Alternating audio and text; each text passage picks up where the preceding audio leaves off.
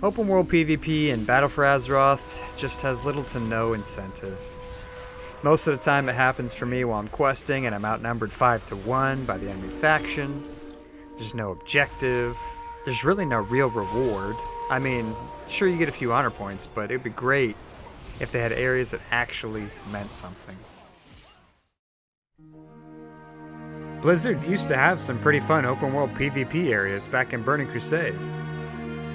There are areas like in Hellfire, in Nagrand, Zenger Marsh, and Terakar Forest, where you would take over objectives that actually gave zone-wide buffs to your faction, special vendors, rare drops, things that actually helped incentivize open world PvP, and it made it a lot more enjoyable for a lot of players.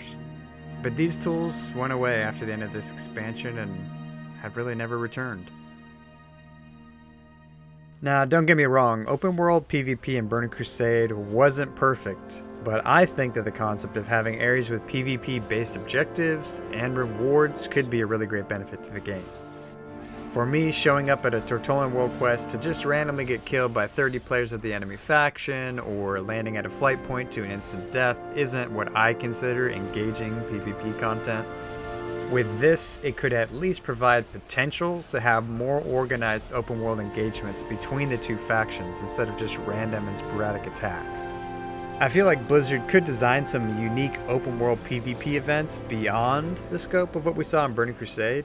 Maybe some of those events would be something like controlling a giant azurite mining machine that's on a much grander scale than what we see in Island Expeditions, or maybe a massive caravan needs to be escorted across an entire zone, and depending on what faction you are, you attack or defend it. I think that there's just a lot of great ideas that could be floating around out there, and I'm curious what ideas you guys have. Feel free to leave them in the comments below.